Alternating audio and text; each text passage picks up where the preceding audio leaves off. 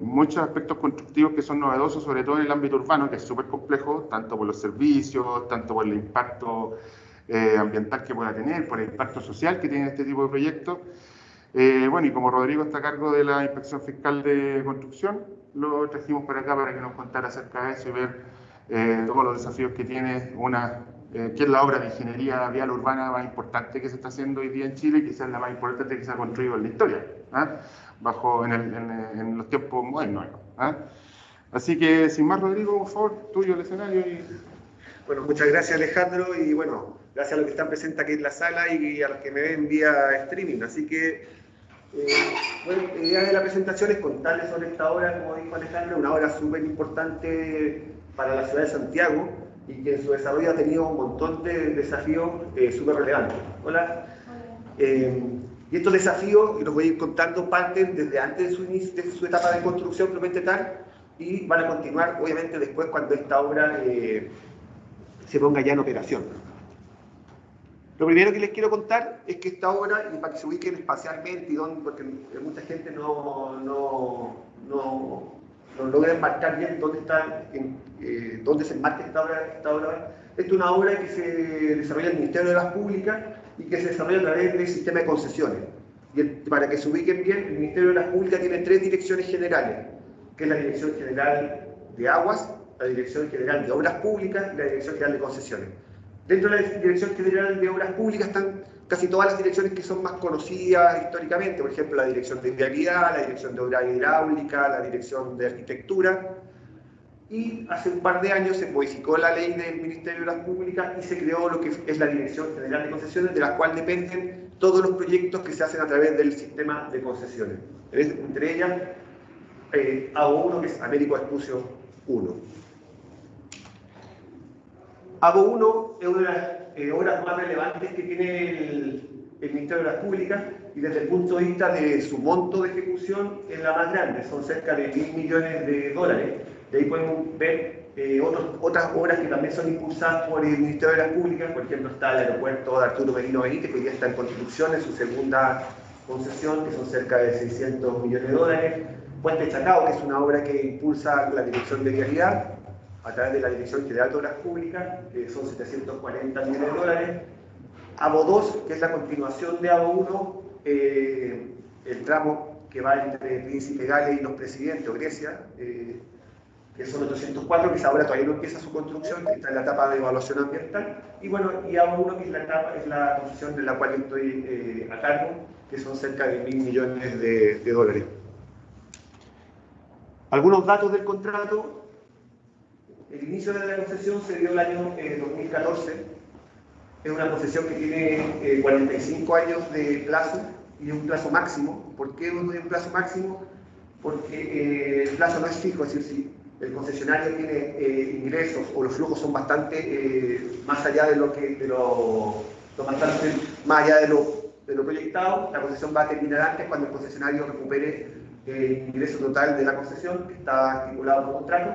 Y si el contrato tiene flujos más bajos de los proyectados, el contrato se va alargando hasta un plazo máximo de 45 años. Es decir, este es un cambio que se ha dado ya en los últimos años en los contratos de obras públicas de concesiones, las cuales han pasado de ser de contratos de plazo fijo a contratos de plazo variable. El inicio de la operación está pensado para el julio del 2022, es decir, nos queda menos de un año ya para empezar a operar. La inversión total son cerca de $25 millones. Este contrato fue calificado ambientalmente en el año 2017, después de un proceso de casi 2 años. Tiene un avance físico de 80% y cubre esas comunas que se ven ahí, que es Huechuraba, Recoleta, Vitacura, Las Condes y La Reina. ¿A qué se refiere un avance físico? El avance físico es el avance de la obra. El avance de la obra es el avance en el cual se miden las cantidades de obra ejecutada por los precios de la cauda de las partidas, el P por Q que llamamos nosotros. Que es diferente al avance financiero o al avance completo. Hay costos que no están incorporados dentro del avance físico de por ejemplo, el tema de los costos de la parte de garantía, los gastos de administración, etc. Es solamente el costo de la obra pura.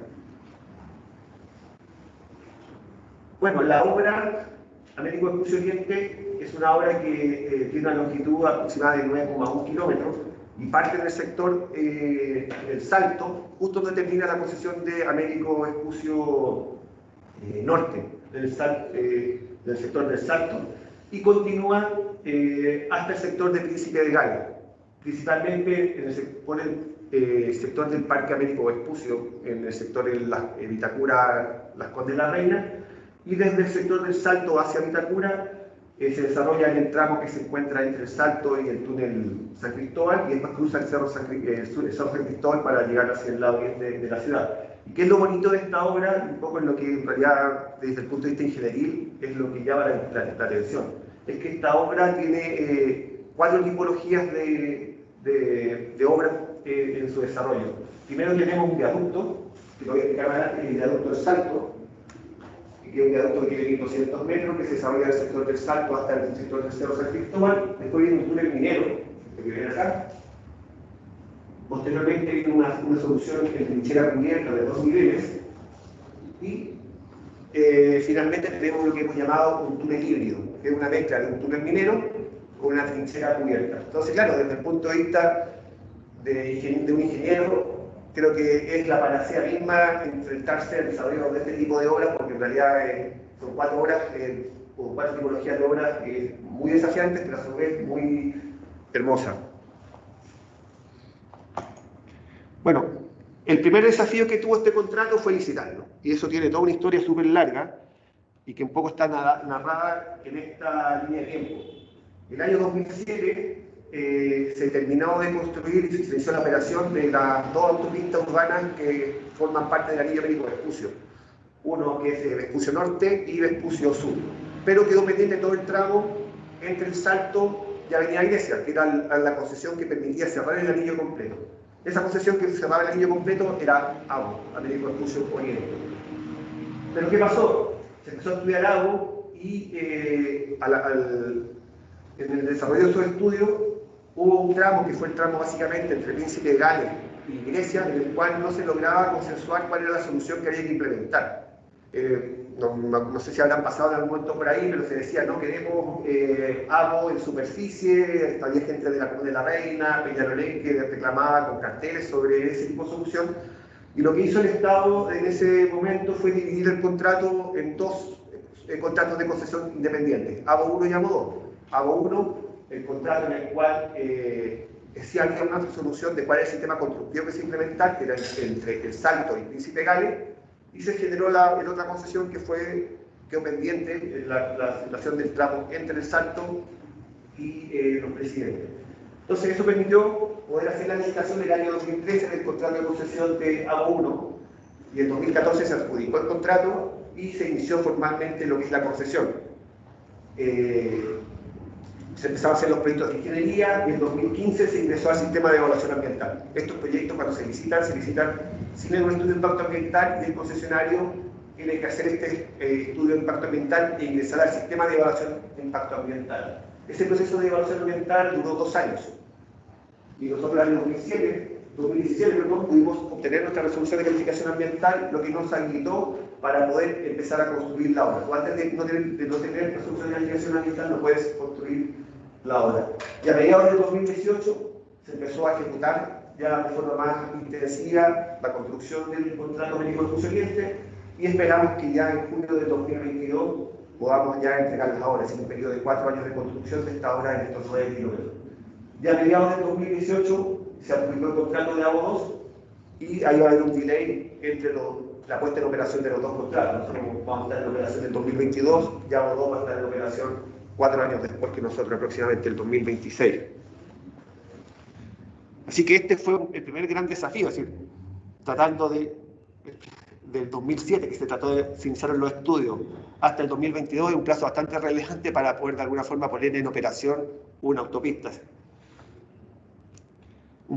Y aquí un poco contarles qué es lo que pasó cómo ha cambiado el concepto de los contratos de concesión en la autopista urbana.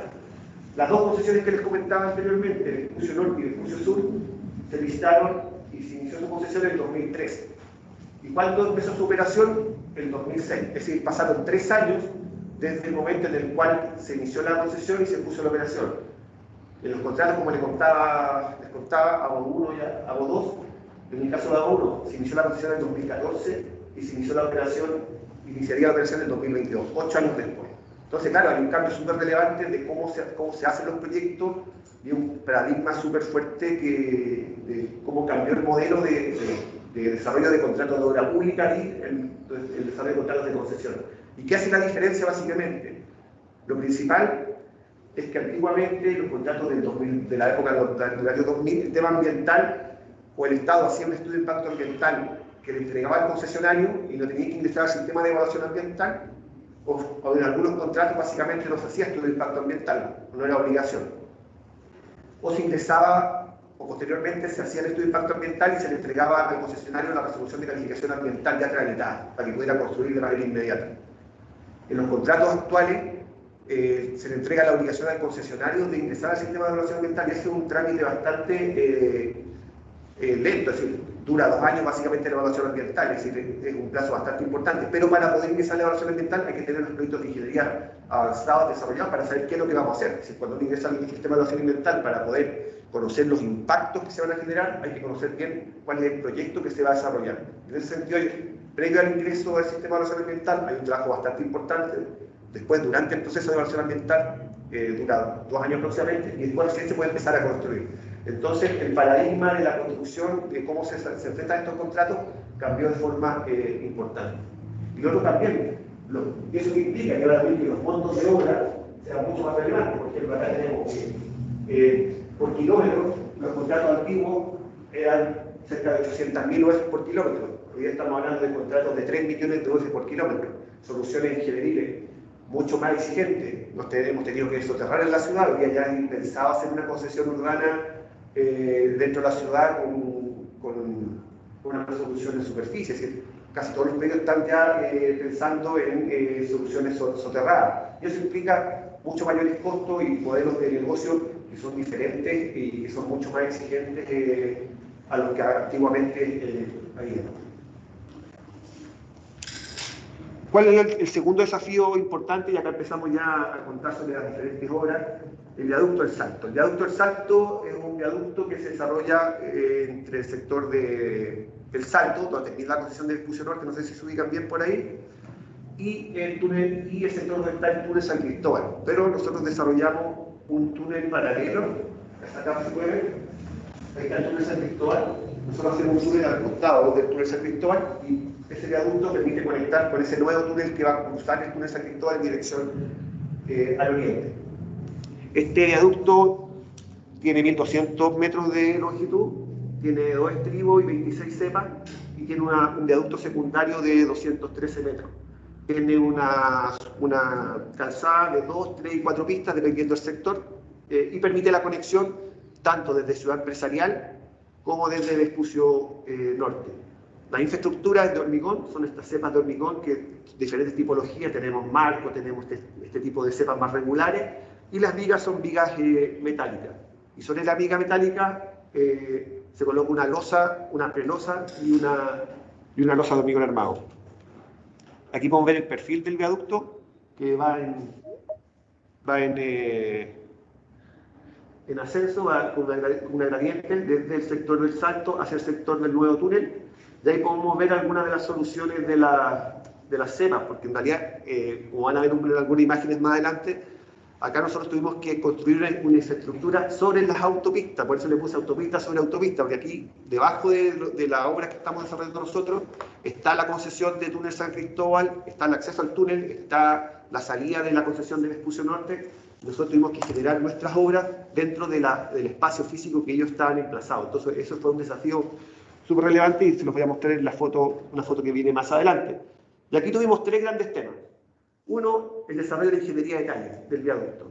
Fue un tema de súper larga, nos tomó harto tiempo, casi 5 años de aprobación del viaducto, es decir, un viaducto bastante singular, no un viaducto regular, va con curva, contra curva, con unas secciones bastante cambiantes, y nos demoramos casi 5 años en aprobar el proyecto de ingeniería. Por lo cual, de que sea la Dirección General de Concesiones, claro. Aquí el desarrollo del proyecto hay dentro del avance de la obra hay proyectos que nosotros como inspección fiscal aprobamos directamente.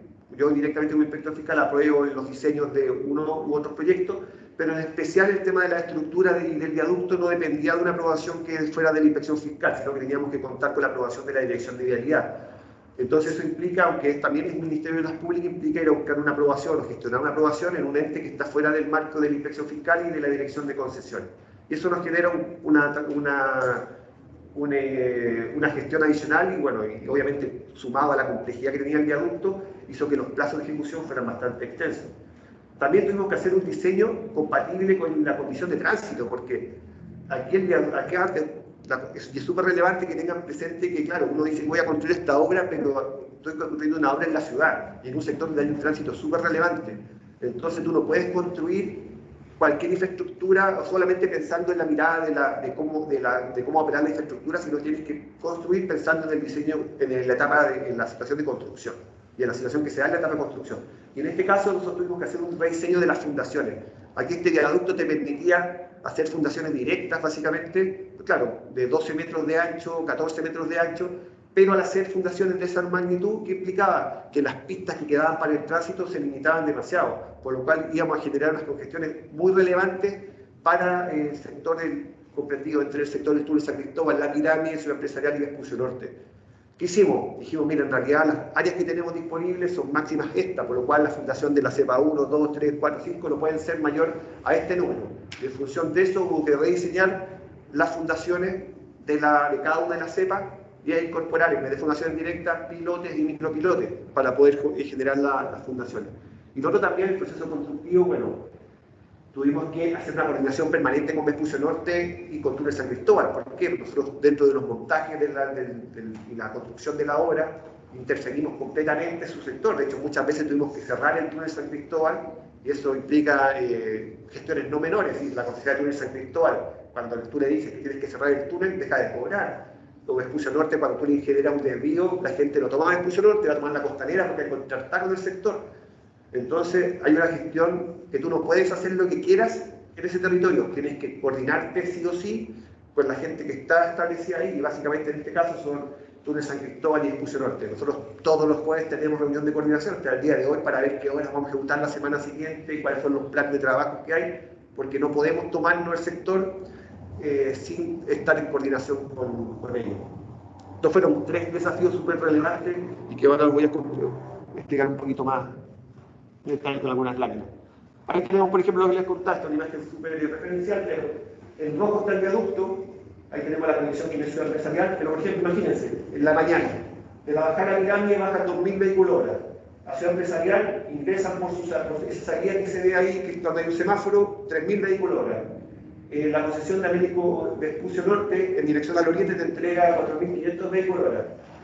Y la concesión de túnel te saca hacia Quilicura 3.000 vehículos. Y esos vehículos se trenzan, generan conflictos viales, y más encima nosotros construimos en ese sector. Es decir, obviamente para poder hacer algo, tienes que tener en consideración el manejar o el tratar de minimizar el impacto que se genera sobre esos flujos.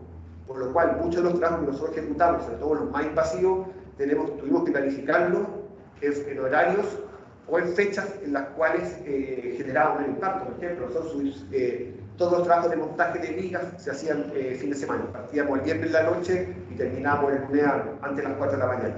¿Por qué? Porque sábado y domingo hay menos flujo en el sector. Cuando cerramos el acceso a Ciudad Empresarial, lo cerramos en verano. Obviamente no vamos a minimizar todo, no vamos a minimizar todo el impacto, pero sí de alguna forma si se puede tratar de hacer convivir el entorno con la realidad de la obra. Ciudad Empresarial, nosotros afectamos 2 veranos seguidos, cerrando en un momento la entrada a Ciudad Empresarial y en otro año la salida desde Ciudad Empresarial por ese cajón que existe ahí en el sector. Entonces es súper relevante tener en consideración la situación del entorno, las coordinaciones que hay que hacer y para poder desarrollar y planificar cada uno de los trabajos que se tienen que ejecutar en el sector. Aquí un poco una mirada de lo que tuvimos que hacer. La situación de la izquierda, la situación de la condición que teníamos antes de la ejecución de la obra. Donde están las flechas rojas, tuvimos que abrir la mediana para desplazar nuestras cepas. En este sector van las cepas. El resto que teníamos nosotros originalmente.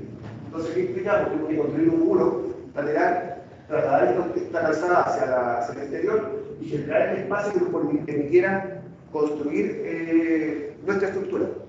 Eso fue súper complejo porque tuvimos que mover por todo ese sector. Además hay un montón de instalaciones de las otras concesiones. Ahí te va la fibra óptica que les controla los sistemas de peaje, para los sistemas de emergencia, tienen postes COS, tienen paneles de mensajería variable. Tuvimos que mover y trasladar todas esas instalaciones, llamaban instalaciones de otros servicios, lo que se imagine. Y tuvimos que generar los espacios para poder construir esa infraestructura. Bueno, aquí un poco lo que les contaba con el tema del rediseño de las fundaciones.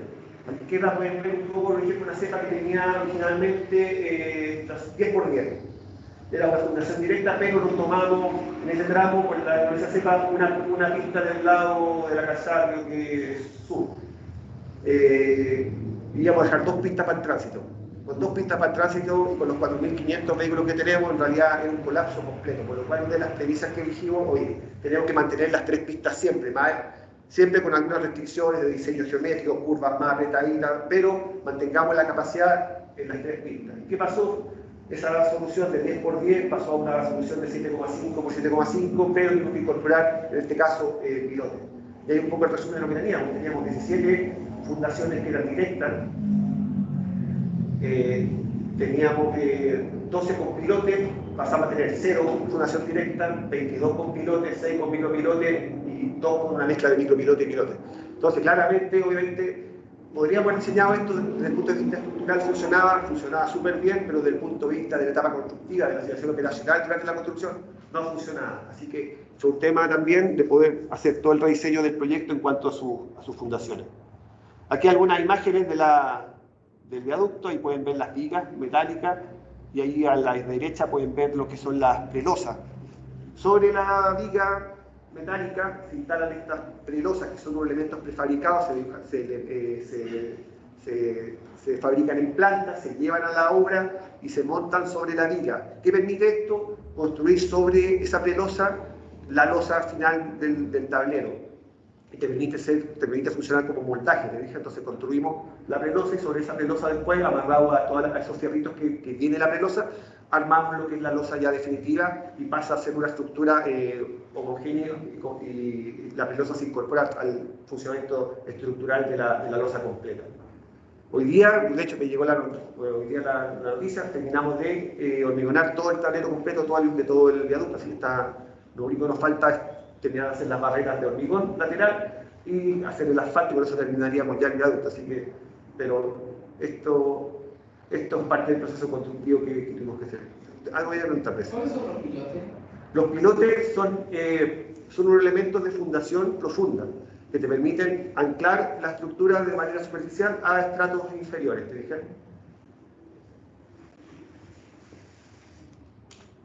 Aquí tenemos algunas imágenes, por ejemplo, y pueden ver las tipologías de cepas que teníamos. Tenemos marcos, por ejemplo, tenemos cepas tradicionales, y eso se va dando, ¿por qué? Porque en realidad no en todos lados tenemos el espacio para montar la cepa justo en el eje que tiene que ir la viga. Acá la viga se dedica para acá, de abajo en el camino. Entonces no podíamos tener la cepa en la mitad del camino, por lo cual hay que hacer un marco para poder hacer pasar la viga justo por ese lugar. Y así a lo largo de todo el desarrollo del viaducto hay soluciones de cepa que son totalmente diferentes, dado la condición también de la condición de las calzadas que estaban en la parte inferior.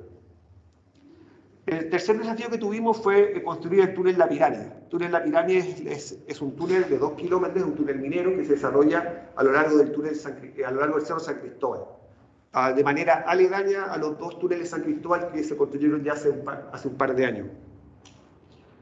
Aquí lo pueden ver en su desarrollo. Es un túnel que parte acá donde inicia el viaducto del Salto, pasa por debajo del Cerro San Cristóbal, posteriormente pasa debajo Costanera Norte, pasa debajo del río Mapocho y empalma en Vitacura, en el sector donde está el Puente Centenario, el punto limpio de Vitacura, para continuar después la obra a través del Parque de Vespucio. Pero el túnel La Pirámide llega hasta el sector del Puente Centenario y tiene un ramal, que es el ramal Mapocho, que es otro túnel más, que es un descuelgue del túnel principal, que permite la conexión del túnel La Pirámide con la Costanera Norte en dirección al oriente.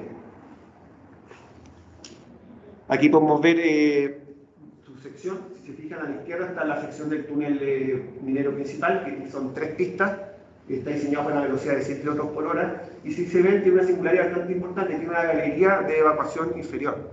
En general, cuando hay túneles pareados, uno que hace para evacuar, evacúa hacia el túnel lateral, hacia el túnel que está al costado. Aquí como no hay un túnel que está al costado, cada 250 metros va a haber una salida hacia esta galería inferior y vas a poder evacuar por esta galería inferior de manera longitudinal a través del túnel. Este túnel tiene una característica también bastante relevante desde el punto de vista constructivo. En el sector de lo que es Cerro San Cristóbal es un túnel que se excava en roca, mientras que en el sector ya llegando al río Mapocho es un túnel que se excava en suelo. Es una diferencia bastante importante en cuanto a la capacidad que tiene uno y otro para poder ser excavado. Desde el punto de vista singular tenemos dos secciones bastante singulares. Una que es esta, que es la sección que nosotros llamamos la caverna de bifurcación, y la caverna sur. La principal es esta. Esta caverna, ¿por qué aquí llamamos una caverna? La caverna es una sección singular que en este caso lo que hace es que es la sección en la cual se genera la salida del ramal Mapocho, por lo cual tiene que empezar a generarse del perfil tipo de 3 pistas que se ve ahí, una pista adicional para poder permitir hacer la salida hacia el sector del ramal Mapocho. Esa sección tiene aproximadamente 30 metros de longitud, es una sección bastante importante, y eso implica desde el punto de vista constructivo que hay que tomar varios resguardos, que son básicamente los siguientes. Bueno, aquí un poco lo que les contaba, el tema de las secciones, aquí se ve más en detalle. Son 3 pistas, el ramal Mapocho tiene 2 pistas, y como es un ramal tiene una velocidad también menor. Bueno, aquí un poco, una de las cosas que nos encontramos, ¿qué es lo que ven acá? Que en realidad es un perfil geológico del Cerro San Cristóbal, y aquí se ve en azul el RDR. RDR es el índice de calidad de roca. Es lo que nosotros esperábamos encontrar cuando fuéramos excavando el túnel. Y en realidad, ¿qué encontramos? Encontramos esto. Es decir, en general encontramos un suelo o una roca de más baja calidad de lo que se había estimado originalmente. Y básicamente, bueno, este sector, más o menos igual, un poquito mejor, pero este sector, que es el sector básicamente que les comentaba, más crítico, que era la caverna, sustancialmente menor. Dijimos, vamos a encontrar un suelo con RPR cerca de 60 y encontramos un RPR entre cercano o más bajito de 40, es decir, un suelo bastante malo. ¿Eso qué implica? Implica que tú puedes avanzar mucho más lento y tienes que avanzar en más lento. ¿Por qué? Porque tienes que excavar en pases más cortos y en mucho más fácil. Los voy a mostrar ahora un poco para que lo puedan entender. Aquí. Cuando nosotros tenemos un RPR sobre 65, por ejemplo, colgamos un segmento tipo 1. ¿Qué es lo principal? Vamos a hacer un pase, es decir, excavamos hacia adelante 4 metros. Pero cuando el RPR, es decir, la calidad de la roca, va disminuyendo y es menor a 30, ese pase de 4 pasa a 1 metro. Es decir, obviamente pasamos un 25% de avance, es decir, nos relativizamos a un cuarto. Y además tenemos que ir colocando elementos adicionales de sostenimiento. Por ejemplo, en la solución de sostenimiento tipo 1, 2, 3, no se colocan marcos. Solamente la calidad de la roca es suficiente para poder hacer la sustitución del túnel. Bueno, sumado algunos pelos de anclaje y aquí también lo que es el sellado de la sección. Pero cuando ya la calidad de roca es bastante mala de lo que nos pasó, también hay que ir incorporando otros elementos que te permitan tener capacidad resistente de lo que es la sección. En este caso empezamos a colocar marcos laminados de diferentes resistencias para apoyar la sustentación del túnel. Y lo otro también que se hace es que mientras más malo es el suelo, tiene que excavar más fácil. Por ejemplo, si el suelo es muy bueno, 1, 2 y 3, nosotros excavamos lo que llamamos la fase 1, que es el avance de excavación, después hacemos lo que es la destrozo.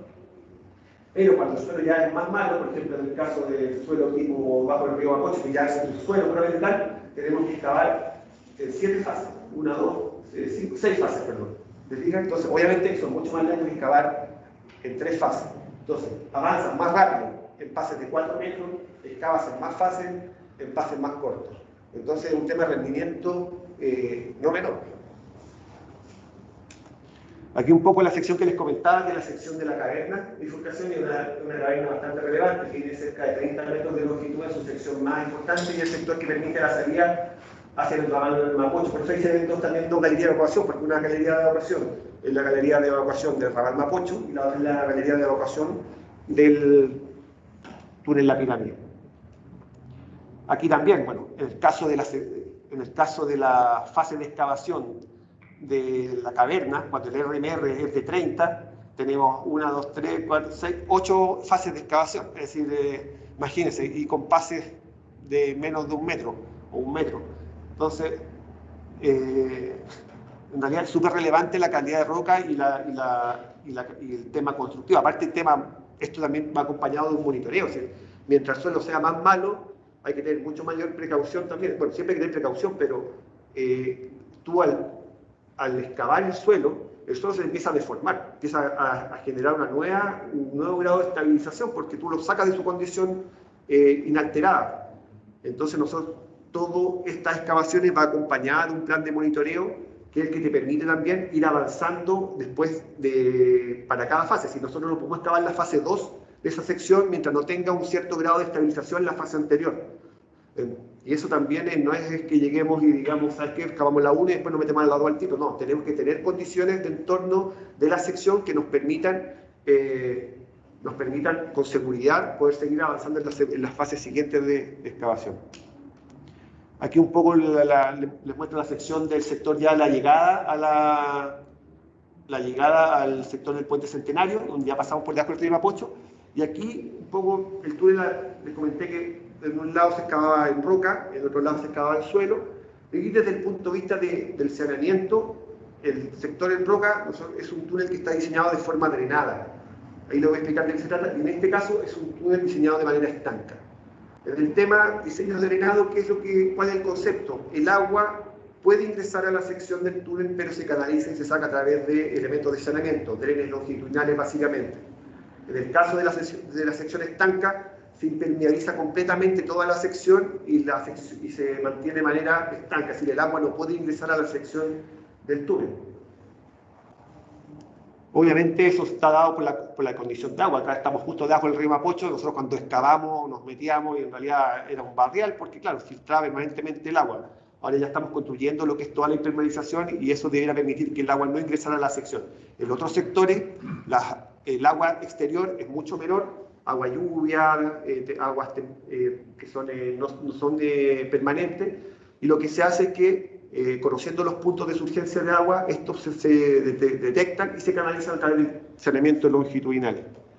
Rodrigo, ¿cuánto pesa en el costo del proyecto la impermeabilización?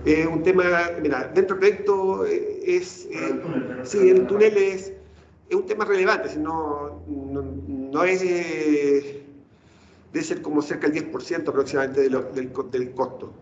Y claro, por eso también las secciones en las cuales se determina qué tipología de impermeabilización son puntuales. Por ejemplo, el sector del túnel drenado, donde nosotros tenemos varias tipologías de solución. Por ejemplo, una es que el sostenimiento lleva un hormigón con algunos aditivos que permiten que el hormigón sea más impermeable. Y en otros casos, donde hay mayor cantidad de surgencia de agua, se coloca una solución parecida a lo que es el túnel estanco, en el cual se colocan más láminas de PVC para evitar que ingrese el agua a esa sección.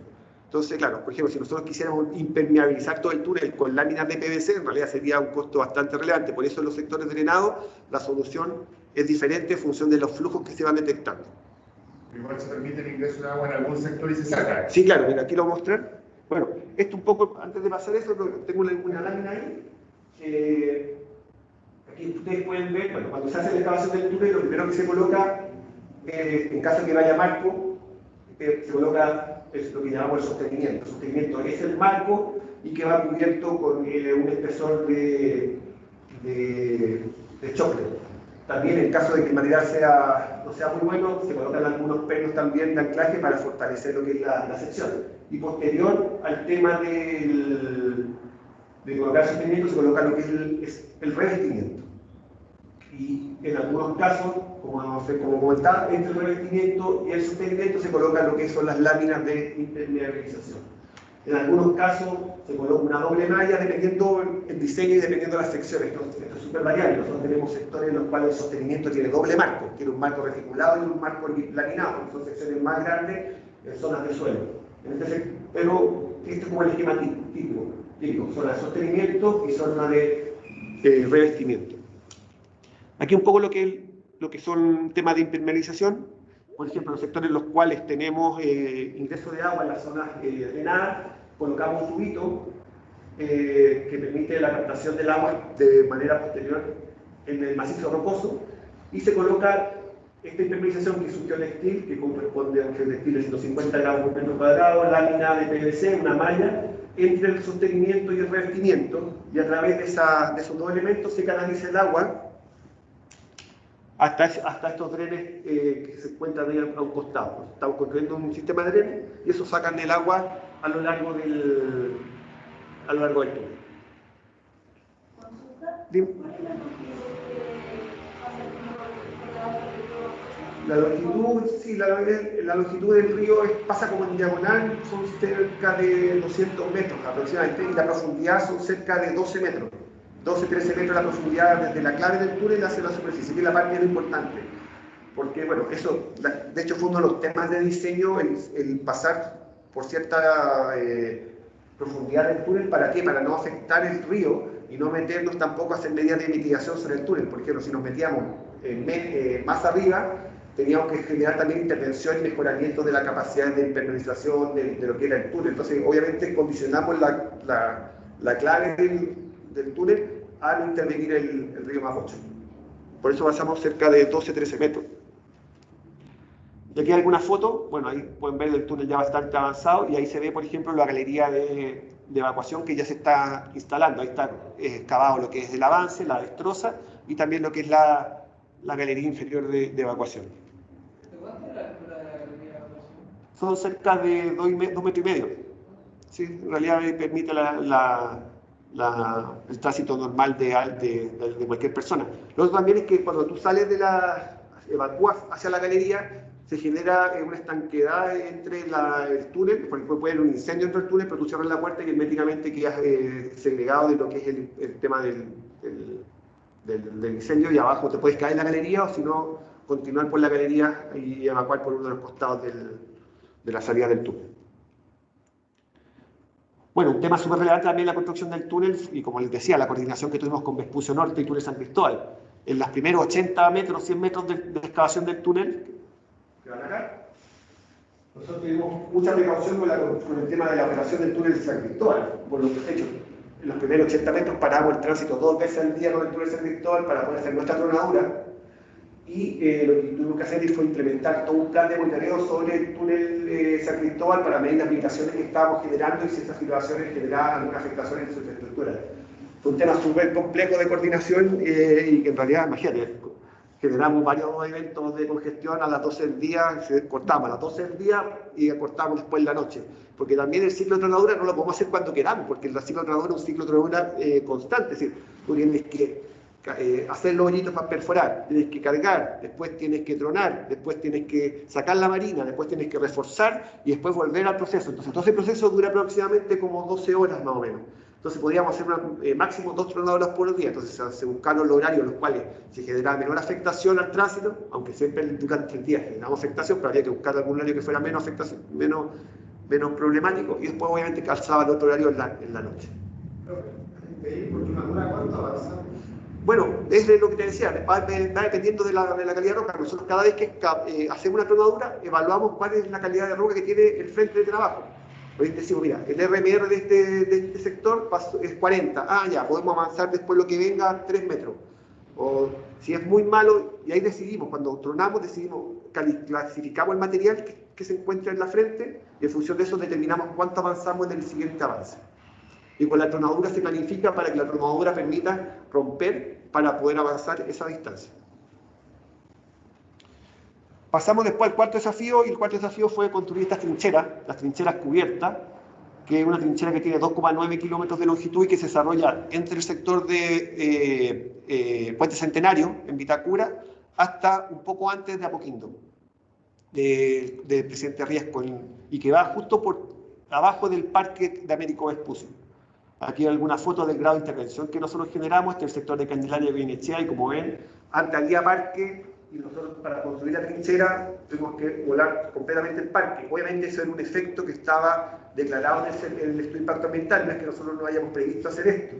se previó y se consideraron medidas de mitigación y reparación por el impacto que estábamos generando, pero la trinchera se construye desde superficie, a diferencia de un túnel que tú construyes desde superficie solamente los piques por los cuales vas a trabajar, y después llegando construyendo los piques llegas al eje del túnel y construyes el túnel sin afectar mayormente la superficie. Son dos métodos diferentes. La trinchera te obliga a construir desde superficie la totalidad de la estructura, y voy a explicar un poco el proceso constructivo para que lo conozcan. Bueno, como les comentaba, esta trinchera se desarrolla desde Puente Centenario hasta Presidente Riesco aproximadamente. Ahí tienen una sección algunas secciones. Por ejemplo, bueno, una trinchera que tiene 2 niveles. El nivel -1 te va a permitir el tránsito en dirección hacia Huechuraba, el nivel -2 en dirección hacia Príncipe de Gales. El túnel lapidario se conecta con el nivel -2, el que te permite transitar hacia Príncipe de Gales. Y ahí pueden ver dos secciones, una sección en la cual se ven los dos niveles de tránsito, y a la derecha se ve el perfil de la trinchera de salida, el tramo ya de salida, y también en el otro la escalera de emergencia. Nosotros también cada 250 metros en la trinchera tenemos una escalera de emergencia que permite evacuar hacia la superficie. Desde el punto de vista del perfil longitudinal, bueno, el túnel, la trinchera va subiendo y va bajando en función de las singularidades que vamos teniendo. Al principio, como ven, empieza a subir. ¿Por qué empieza a subir? Porque venimos más bajo, porque viene el túnel, la pirámide debajo de lo que es Mapocho. Empieza a subir, y después nuevamente empieza a bajar. ¿Por qué empieza a bajar? Porque tenemos que cruzar por debajo del nudo Kennedy, de Avenida Kennedy. ¿Y en Avenida Kennedy qué hay? Está la obra de Costanera Norte. Nosotros pasamos debajo de la obra de Costanera Norte. Ellos tienen, está la Kennedy, y debajo está el túnel Kennedy, que le llaman, que se construyó recientemente, y nosotros pasamos debajo de ese túnel. Posteriormente volvemos a subir un poquito, seguimos bajando, y después mantenemos la cuota aproximadamente. ¿Por qué? Porque seguimos pasando debajo del metro. Pasamos debajo del metro Escuela Militar, y después volvemos a bajar ya al final. ¿Por qué? Porque empalmamos y dejamos la obra nosotros proyectada para empalmarnos con, bueno, no, perdón, aquí no, estoy pasando al total. Aquí nosotros pasamos por Costanera Norte, y después volvemos a bajar ahí para llegar a pasar por debajo de los estacionamientos, es decir, Escuela Militar y los estacionamientos que están en la Escuela Militar. Lo más crítico no es el metro, aunque el metro nos implicó un tema de monitoreo y tema constructivo súper heavy, súper potente, pero la distancia menor que tenemos de la obra es con los estacionamientos que están en el sector, que ahí les voy a mostrar un poco lo que tenemos que hacer. Es cuando pasaron por las obras de Costanera Norte, el reciente, ambas estaban en ejecución. No, esto por lo menos siempre se pela que las cosas no se hagan bien, pero acá se hicieron relativamente bien las cosas, porque aquí cuando el MOP le contrató las obras a Costanera Norte, porque el túnel Kennedy es una obra adicional del contrato de Costanera Norte, y cuando se les dijo a Costanera Norte construye el túnel Kennedy y toda la obra del sector, ellos tuvieron que dejar construida las trincheras o los pilotes de las obras nuestras. Entonces nosotros, cuando llegamos a construir nuestras obras, nosotros lo que fue, excavamos y destapamos las obras que había dejado construido Costanera Norte y las complementamos con nuestras obras. Entonces, por lo menos, claro, nosotros ya sabíamos, teníamos que encontrarnos con esa obra en el proceso constructivo. Y lo que hicimos fue, efectivamente, destaparla y después complementarla construyendo y haciendo las terminaciones. ¿Alguien me ha preguntado algo más? Ustedes mencionaron que las trincheras se hacían por superficie, Sí. ¿cierto? ¿Pero cómo lo implementan? ¿Se tiene que pasar bajo el túnel, el metro? Ahí te voy a... Sí, lo que pasa es que bajo el metro, ahí tenemos otro método constructivo que es un túnel minero. Ahí me adelanté y de atrás, empezamos a bajar, y justo donde empezamos a bajar, cambiamos el método constructivo a Así decirlo, una parte como trinchera, después túnel. implementan túnel. Sí, exactamente. Hacemos una relación túnel-trinchera, o trinchera-túnel en este caso. Que me adelanté, pero empezamos a bajar con la trinchera, y justo termina la trinchera un poquito antes de la línea metro. Aquí un poco el proceso constructivo.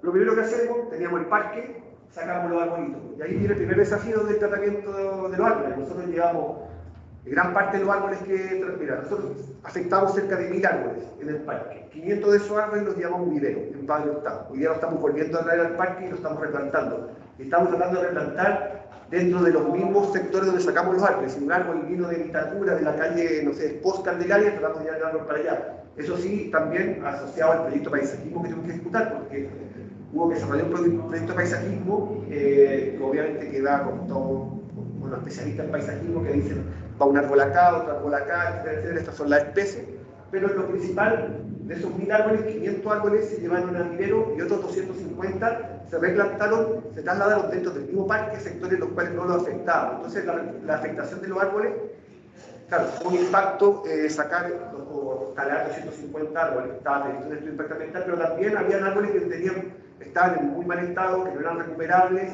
y acá lo que se hizo fue un trabajo súper potente con los municipios, y nosotros con Municipio de Vitacura y con Las Condes hicimos un análisis árbol por árbol, y decidimos si ese árbol se replantaba, se trasladaba dentro del parque, si llevaba dinero o se talaba. Y además también lo que hacemos en el proyecto nuevo es incorporar especies nuevas también. Es decir, nosotros vamos a dejar más árboles de lo que había originalmente, porque también el proyecto considera traer especies adicionales a las que originalmente había.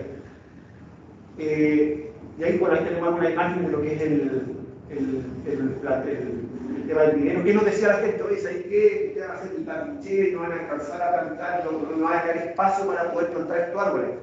Nosotros, bueno, la trinchera tenía como mínimo que tener 2 metros de espesor entre la losa y la superficie. Eso permite plantar cualquier tipo de árbol. Es decir, este árbol que nosotros ya, si usted ve la raíz ahí, esa es la raíz que no tiene ni 1 metro. Entonces, en realidad había mucho de mito urbano y hay mucha de malas información que circula muchas veces por lo que lleva los proyectos. Por eso es importante también que estos proyectos tengan una muy fuerte plan comunicacional y todas estas cosas positivas que se hacen se destaquen. De hecho, porque en realidad por redes sociales nos falta el vecino que ve que están cortando el árbol y te publica el video en redes sociales que están matando a los árboles del parque, pero no hay un conocimiento de todo el trabajo que se está haciendo con el arbolado. Que yo creo que es bastante también inédito lo que se hizo acá de rescatar un montón de especies y llevarlas al vivero. Hay una consulta. Sí. Veo una manito levantada ahí. Que no. Yo aquí me pierdo, que yo soy. Sí, Javi, por favor, dale nomás. Buenos días. Yo quería hacer 2 consultas. Bueno, una es paisajista, así que este es como nuestro legado.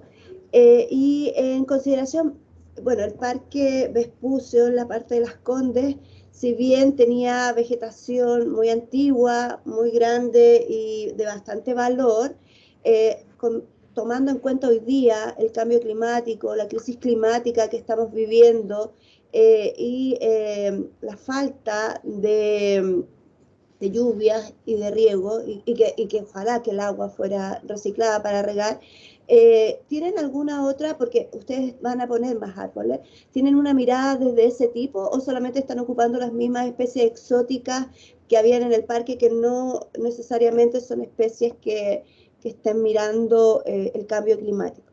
Y lo segundo, que es un tema que está pasando ahora también con Vespucio hacia el lado de Ñuñoa, que es las chimeneas, que salen para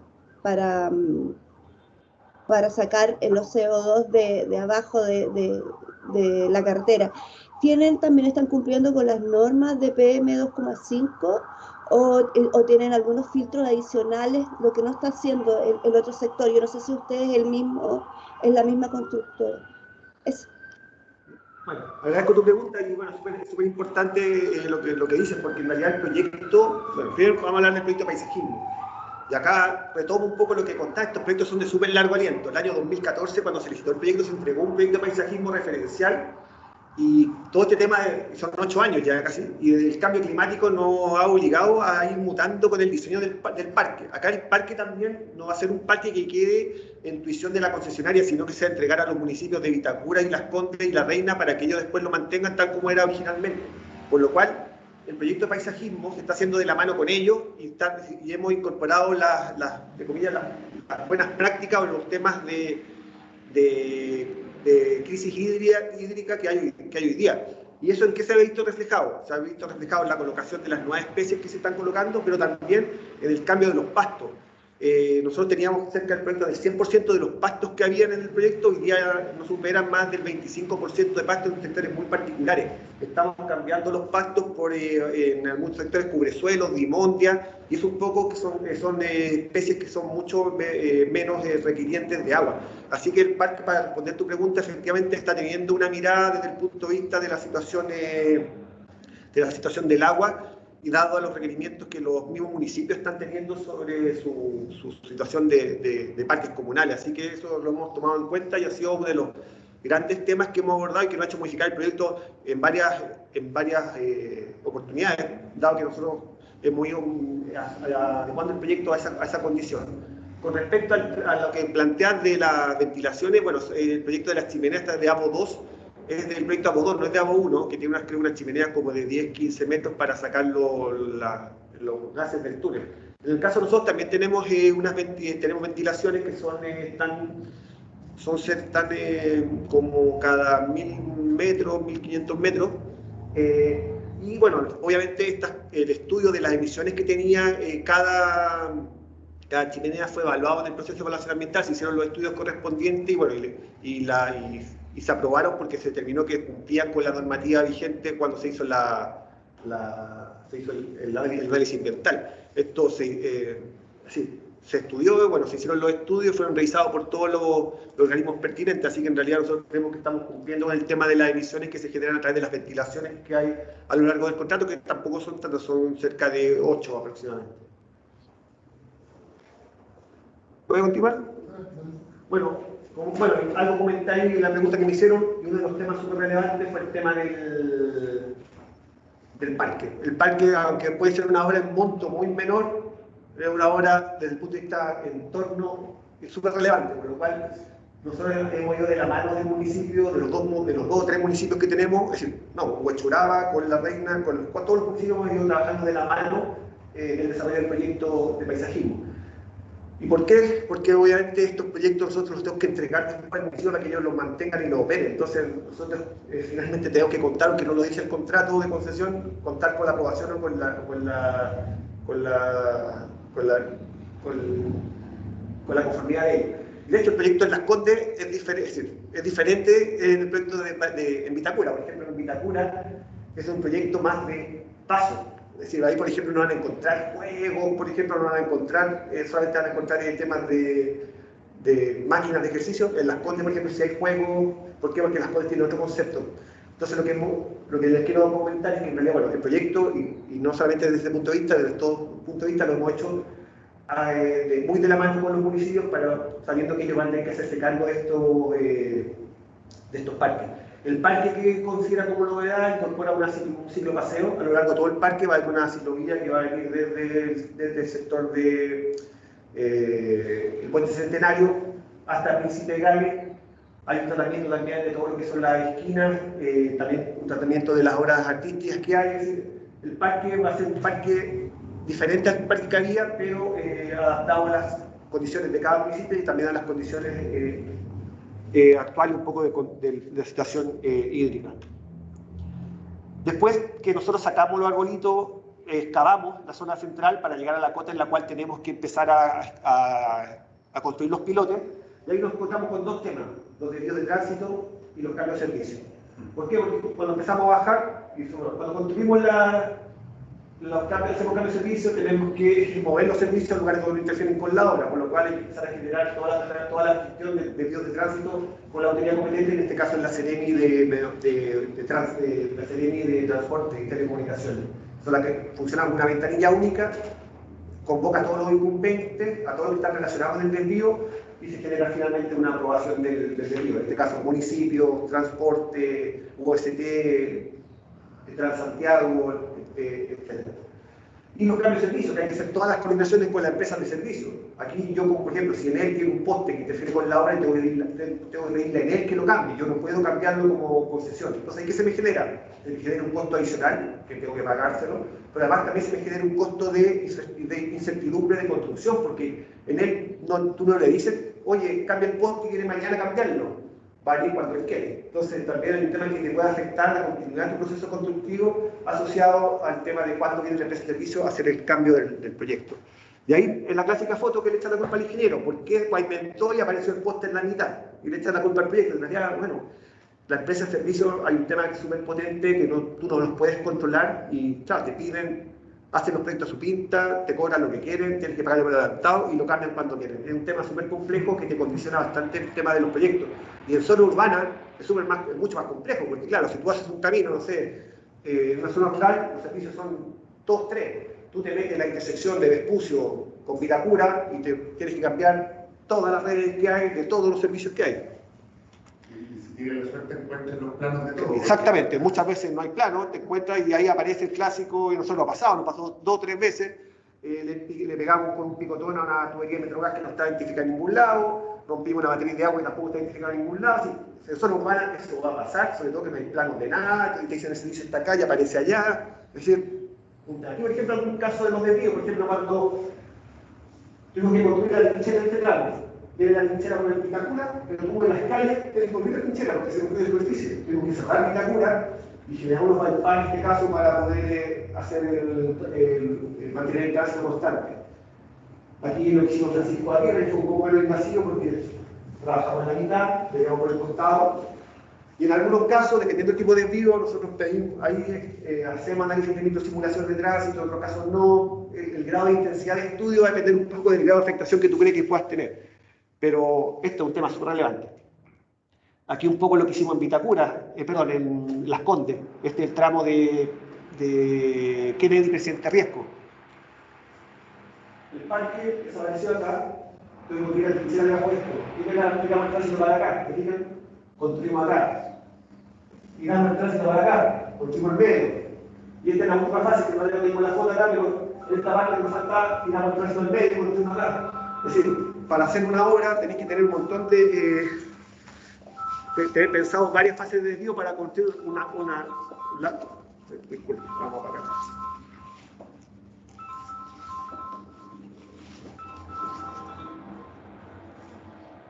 Así que bueno, es un tema que en zona urbana sobre todo es súper complejo porque hay que tratar de mantener el tránsito con condiciones más o menos constantes, sobre todo en sectores como este que es Presidente Riesco, Américo Vespucio con Kennedy, tema no menos. Después que llegamos a nivel, escapamos los pilotos. Tuvimos que hacer casi 2.500 pilotos, ahí tenemos todo construido, falta actualizar el tema de la base. ¿Y qué hicimos? Construimos pilote intercalado, un pilote largo y un pilote corto.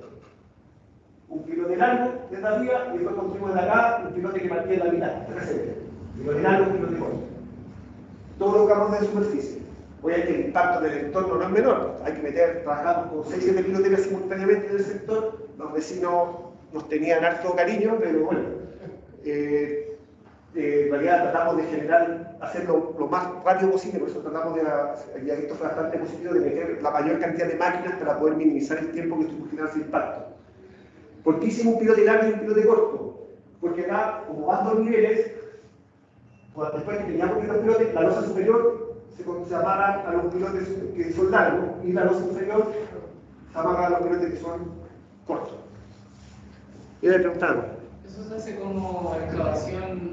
Es una pilotera que es una máquina que te genera una excavación vertical de un diámetro, en este caso de 1 metro, y después tú llegas y metes la encerradura y hormigona la estructura. ¿En todo el proyecto de la trinchera? En todo el proyecto de trinchera es un sistema de pilotes con losa. Ah, ya, no se saca como la excavación de tierra y... Después, mira, después que nosotros hacemos pasamos a hacer esto, construimos la losa. ¿Y qué hacemos después? Lo metemos debajo de la primera losa a sacar el material. ¿Me fijan?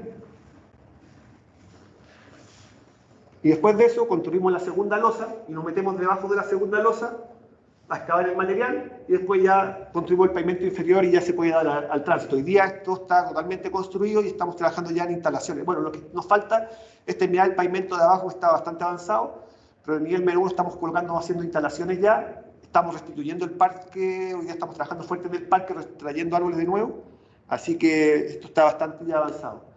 Aquí algunas imágenes de la trinchera, aquí otro tramo más. Aquí un poco lo que contaba Alejandro, el profe. Aquí, bueno, esto es lo que nos dejó construido Costanera Norte, ¿se fijan? Y nosotros tuvimos que complementar esta obra. Por ejemplo, lo que está en verde es un tramo de trinchera, nosotros tuvimos que excavarlo completo. Después, lo que está en café lo tuvimos que construir nosotros, que son túneles. Pero acá tuvimos que excavar, despejar, construir los muros laterales, estaban los pilotes hechos, construimos los muros entre pilotes, bajamos, y estamos construyendo lo que es el pavimento. Y acá también nos dan todo este tramo, que es el tramo principal. Ellos dejaron todos los pilotes hechos, nosotros excavamos y estamos construyendo los muros laterales, el nivel, la losa intermedia y ya el nivel inferior. Aquí pueden ver una imagen un poco de... Mira, esta imagen que se ve acá, es acá. Un tramo de trinchera y un tramo de túnel. tengan ojo, mira. ¿Se fijan que acá hay una sección del túnel? Esto es un túnel, y esto que está acá, se quita el pilote, esto es una trinchera. Esto lo hemos construido Costa del Norte, pero cuando llegamos a un taller de tierra, hicimos, excavamos todo esto, sacamos todo el material, construimos después los muros que van a meter los pilotes, lo que contiene el proyecto que estamos haciendo ahora, y nosotros construimos el túnel después que excavamos la trinchera. ¿Profe, los pilotes lo tiene con chocre o no, el pilote no se no es de chocre. El que con chocre es el muro lateral, ese que nosotros llamamos muro forro, ese va con chocre. El pilote no, se hormigona con hormigón tradicional desde superficie. Acuérdate que se hace el hoyo desde superficie y se hormigona. ¿Y el muro que va entre medio de los pilotes? Ese es con chocre. Ese se llama muro forro y se coloca una doble malla metálica y esa se chocletea. Porque imagínate, va a hacerlo de manera tradicional, implicaría colocar montaje. Afirmar los montajes es una locura y en cuanto a tiempo. Y el profe, en vez de pilote, hacer una zanja y una malla alma, hormigón, ¿no? No, la base que la manera profundidad que tiene esto es, claro, tú a lo mejor puedes pensar en hacer un muro, una pared moldeada, por ejemplo, una pared moldeada puede ser desde superficie, es como una pared moldeada la podría ser, pero desde superficie en una profundidad que no sea tan importante. Acá no, acuérdate que sobre esto está el tránsito de Costa del Norte y sobre esto está Kennedy. Entonces, estos pilotes tienen cerca de 40 metros. Y pasamos ya a la última fase constructiva, que es el túnel híbrido. ¿Por qué le llamamos túnel híbrido? Porque esto es una mezcla de las dos cosas que hicimos antes. Un túnel minero en el primer nivel menos 1 y una trinchera cubierta en el nivel menos 2. ¿Cómo hicimos esto? ¿Y por qué hicimos esto? ¿Por qué? Porque esta solución no estaba originalmente considerada en el proyecto. Pero en el tramo de Las Condes básicamente se vio que la afectación que habíamos hecho en Vitacura iba a ser mucho más. ¿Por qué? Porque hay mucho más tránsito, hay mucho más cruces, y también la afectación que se había hecho el parque había sido mucho más relevante. Entonces, esta situación, de hecho, minimizó todos esos factores que les estaba comentando antes. Y es cosa que ustedes vean, la cantidad de árboles que en Vitacura, que están hoy día en Las Condes, casi hemos movido árboles, pero hoy día ustedes ven muchos árboles que eran del parque original que nunca se movieron, mientras que en Vitacura tenemos que moverlo todo. De hecho, el proyecto visualmente claramente va a ser diferente entre las dos comunas desde el punto de vista del arbolado que hay en uno y otro lado. Entonces, bueno, este túnel híbrido va desde Presente Riesgo hasta Príncipe Gales. ¿Qué es lo que se hace primero? De cada una de las entradas y salidas de la futura autopista se hace un pique de excavación. En este caso tenemos Elo Militares, Martín de Zamora, Colón, Isla la Católica, Bilbao y la Luciérnaga. Se genera un pique para llegar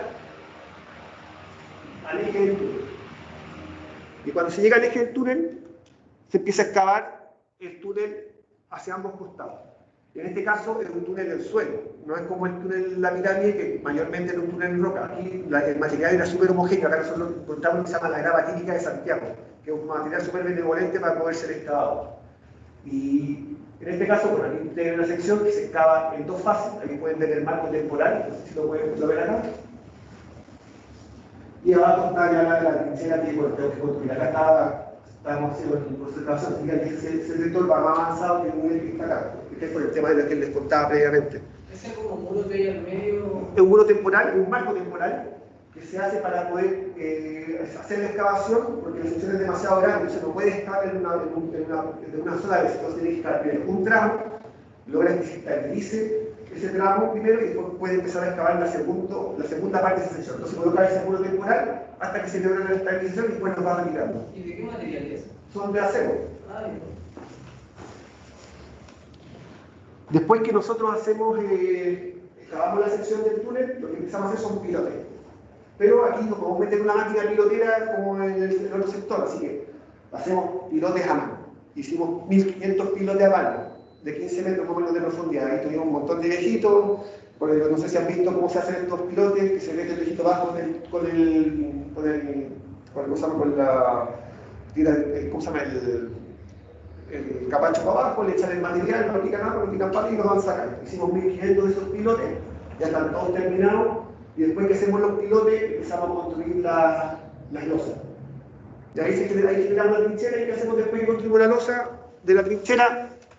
La excavamos, hacemos el pavimento inferior y ya después podemos dar a tránsito.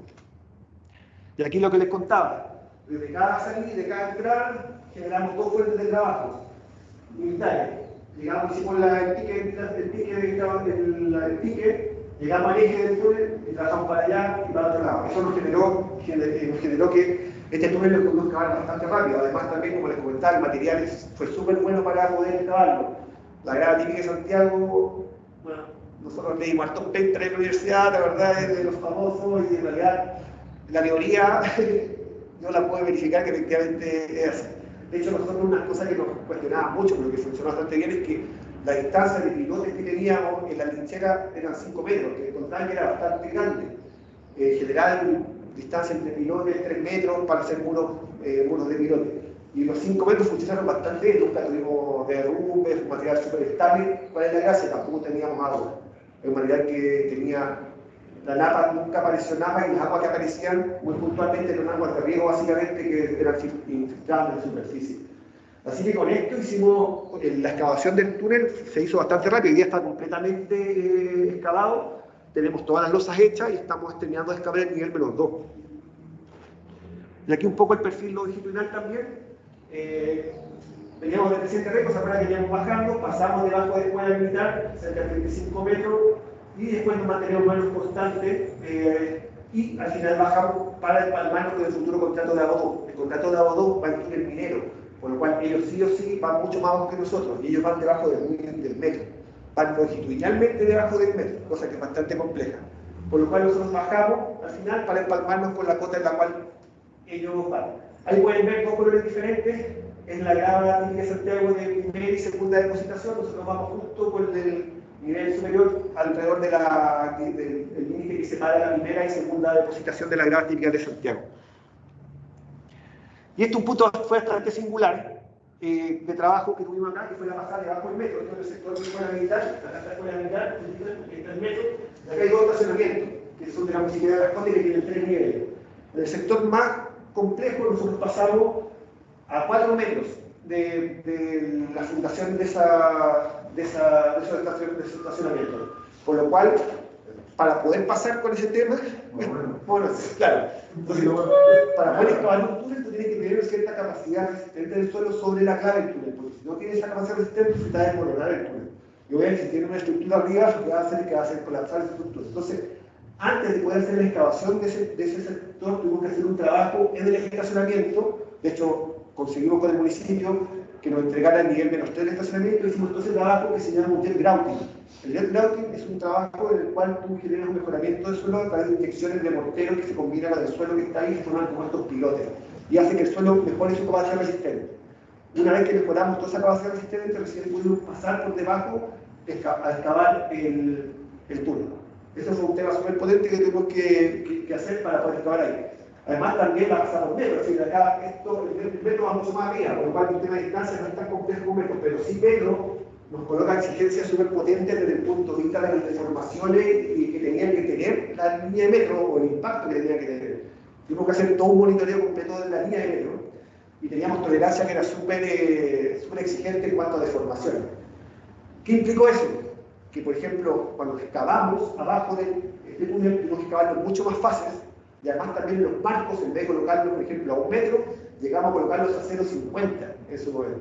Y entonces, el avance era súper bajo. ¿Cuál era la gracia para nuestro contrato? Es que eran 80 metros de longitud, los cuales teníamos esta afectación. No era tanto, porque en realidad llevarlo a todo el contrato, como tiene ABO2, puede ser súper potente desde el punto de vista tiempo y desde el punto de vista costo, porque vais colocando marcos a 0,75 en vez de colocar los marcos a 1,5 metros, 2 metros.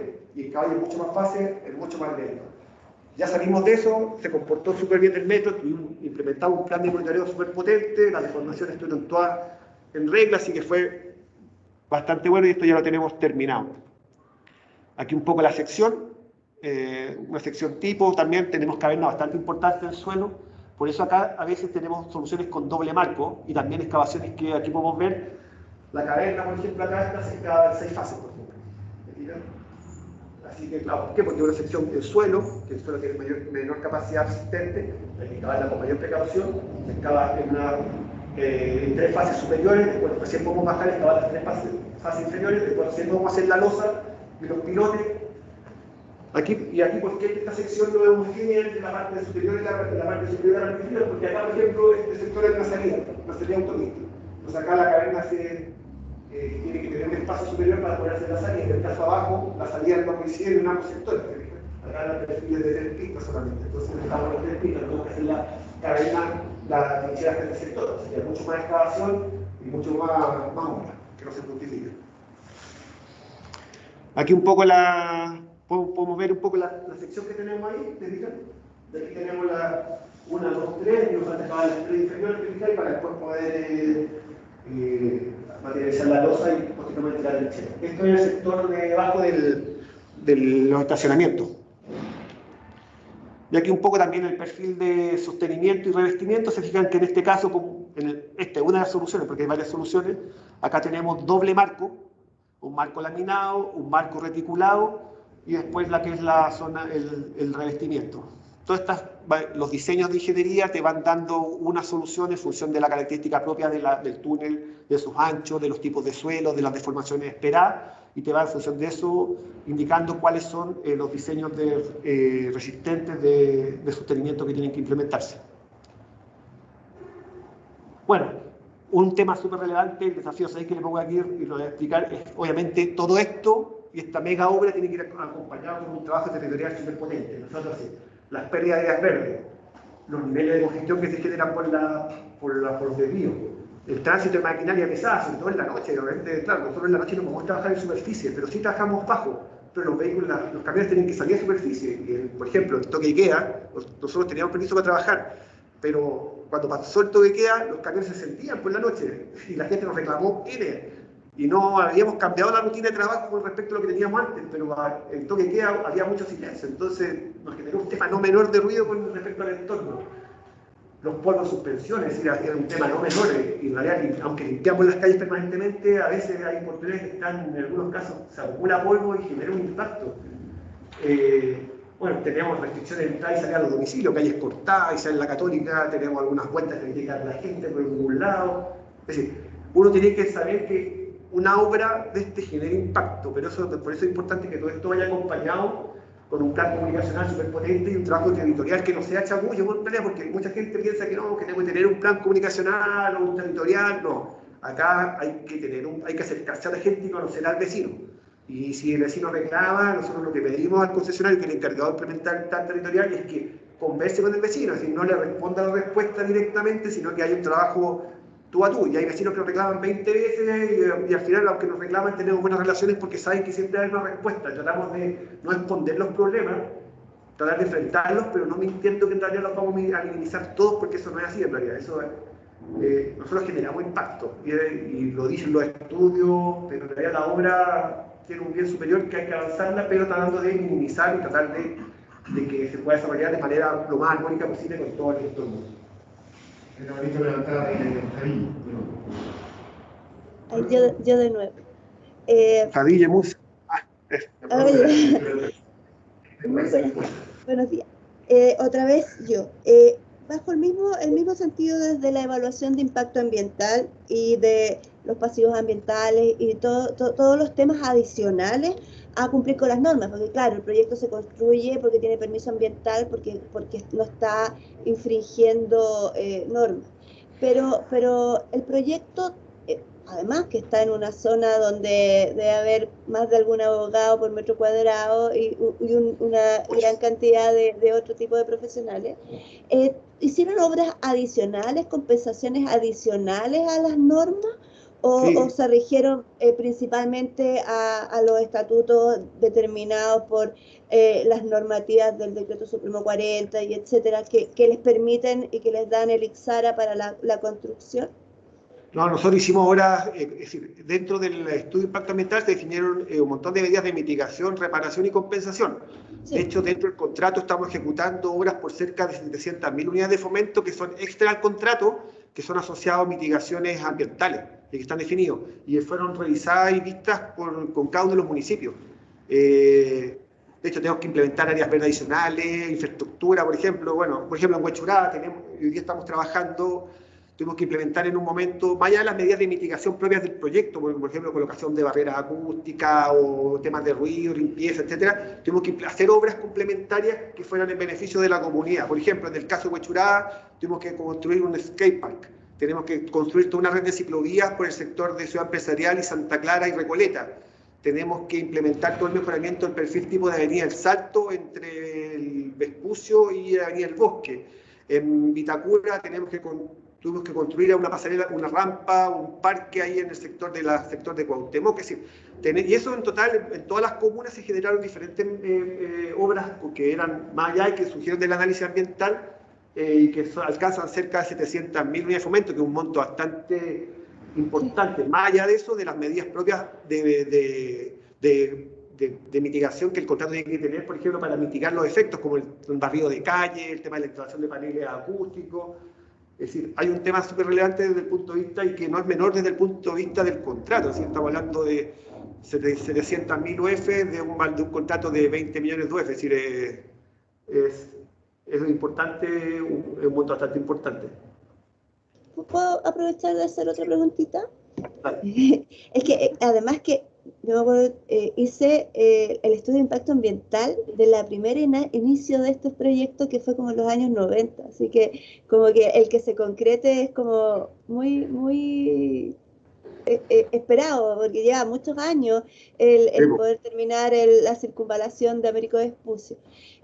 Con respecto al PAC, a la participación ciudadana, y desde los pueblos originarios, porque en Huechuraba además creo que hay algunos rehue, y lo que pasa también en el sector de Peñalolén, Ñuñoa, donde más hacia el sur, ¿tuvieron acción participativa vinculante o solamente fue dentro de los parámetros que lo dice la ley? Mira, el tema es de los temas de Américo Vespucio Oriente 2, que va desde donde tú comentabas Peñalolén, La Reina, y el tema del REHUE, entiendo que sí, está siendo visto ahora, en realidad no es parte del proyecto que estoy viendo yo, no estoy a cargo de ese proyecto, pero sí, comentarte un poco el tema de la participación, y yo creo que es uno de los temas. La participación hay que tenerla, como decía, permanentemente, porque estos proyectos son de tan largo aliento que la participación ciudadana hoy día es una obligación dentro del contrato, se hace, pero hay que colocarlo en contexto desde la línea de tiempo. Es decir, nosotros el estudio de impacto ambiental, es decir, el contrato se licitó en el 2014, se ingresó al estudio de impacto ambiental en el 2015, se obtuvo la RCA en el 2017, el periodo de evaluación ambiental formal se hizo en ese periodo de tiempo, y hoy día estamos construyendo en el 2020-2021. Entonces, claro, mucha gente no se involucra en los procesos hasta que no tiene la máquina al frente. Sí. Entonces, claro, el tema de la participación ciudadana, hay que ir mucho más allá de lo que dice la normativa, porque, como decía, el trabajo territorial es permanente. Es decir, nosotros, claro, el estudio de impacto ambiental o la RCA recogió la participación ciudadana principalmente de los aportes de los municipios, aunque se hicieron también visitas y se hicieron ¿cómo se llama?, reuniones conjuntas de vecinos que entregaron aportes al proceso, algunas personas particulares que también opinaron del proceso, que han registrado todo esto en el proceso ambiental.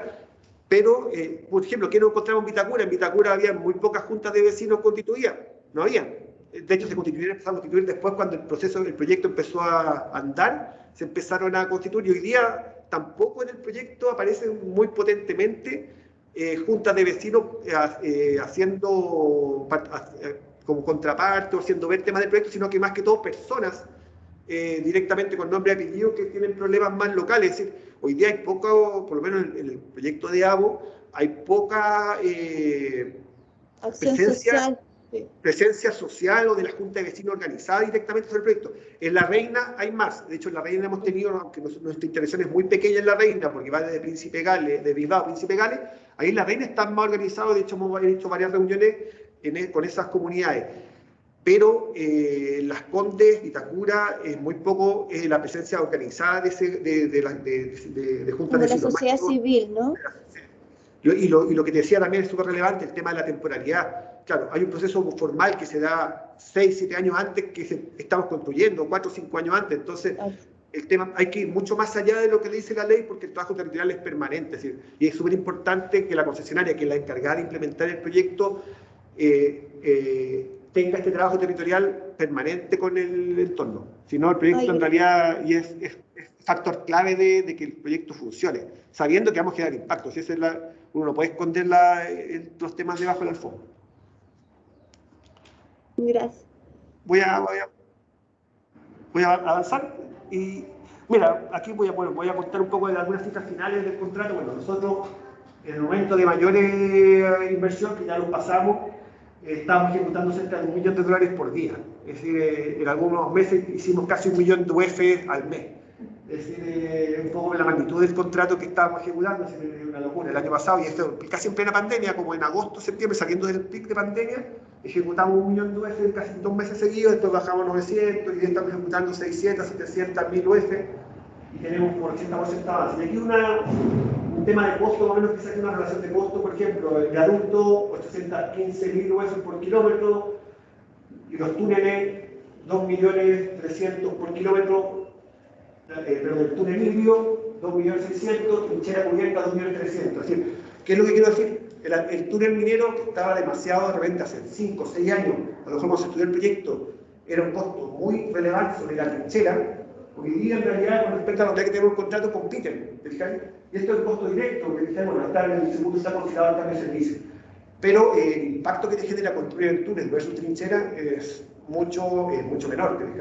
Entonces, hoy día se han hecho más competitivos los precios de las trincheras con los túneles y los impactos que genera son infinitamente menores. Cuando a lo mejor se hizo el contrato de concesión al principio, no eran comparativos, no había comparación y se decidió hacer en trinchera. Pero hoy día claramente compiten.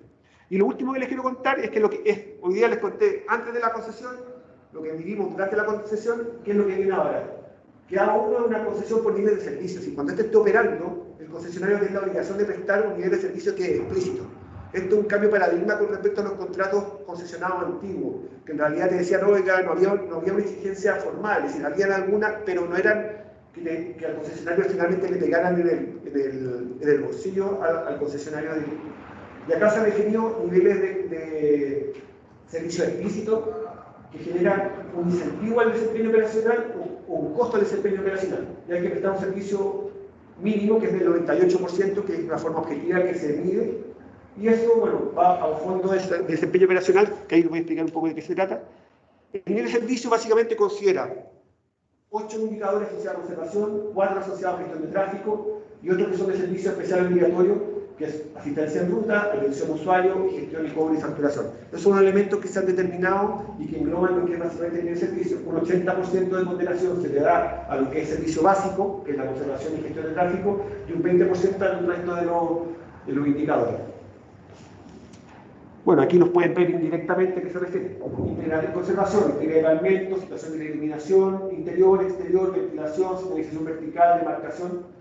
En lo que tenemos, por ejemplo, gestión de tráfico, disponibilidad de la vía, un tema súper importante, un poco que la concesionaria tenga un incentivo cuando puede, porque no siempre puede, ellos pueden gestionar o disponer la vía porque es un accidente con CIAN, tiene que ver que la CIAN es de autorización, pero, por ejemplo, que la vía se despeje lo antes posible con tiempo explícito de restauración de las pistas, o también que la asignación variable esté disponible con un porcentaje mínimo de súper alto, cerca del 99%, etc. Y también, bueno, todo lo que es asistencia en ruta, también ya lo que es atención al usuario, también con servicio explícito. Cuando tú llamas al call center y te respondan con ciertos plazos y las respuestas sean adecuadas, eso también se va a medir de manera explícita. Si el concesionario lo hace bien o lo hace mal, va a tener un castigo o un premio.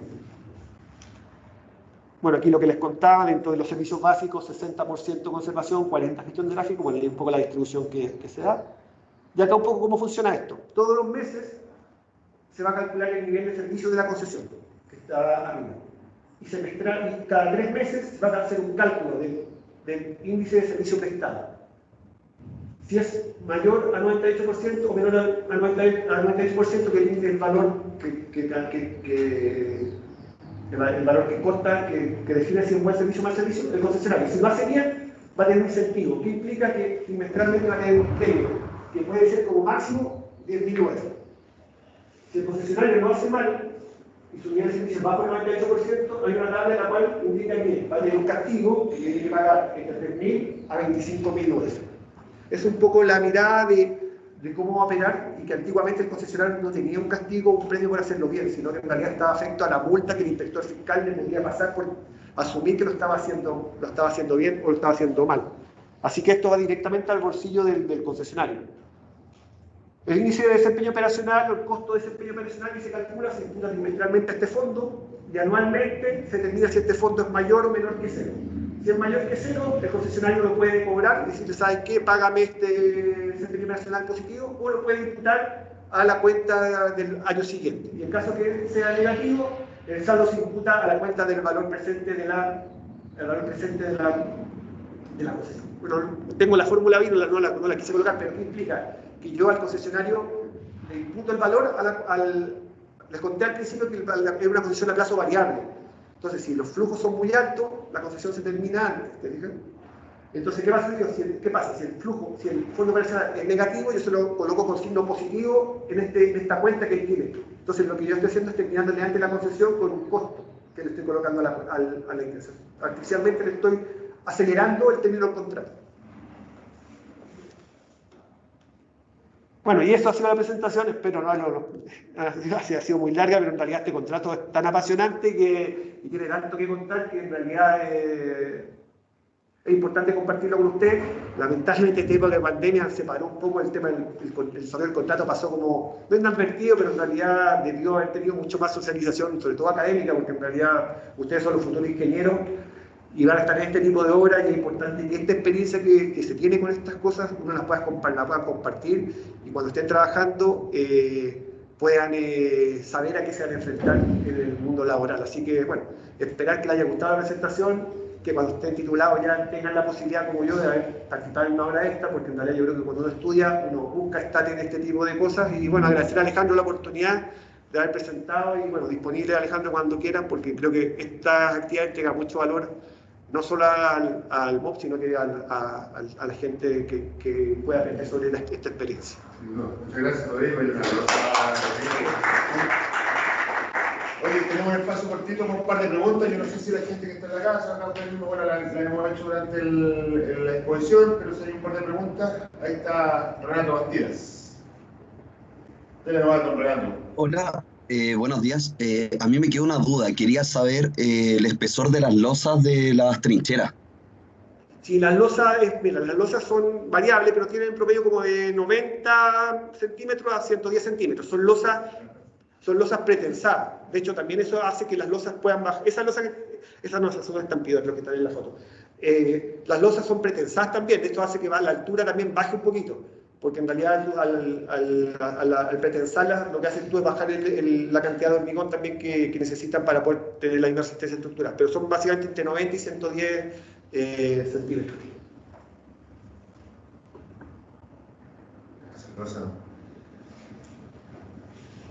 Bueno, y ahí se supone que los aditivos ahí funcionan con el tema de la retracción, el trabajo rápido y todo. Sí, claro, hay hormigones con aditivos y de todo.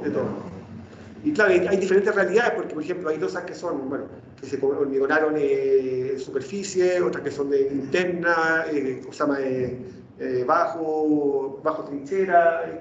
Hay losas de longitudes más grandes, longitudes más bajas. Por ejemplo, nosotros había losas, por ejemplo, que cuando hormigonábamos tenían 500, 600 cubos, por ejemplo, que eran losas bastante grandes.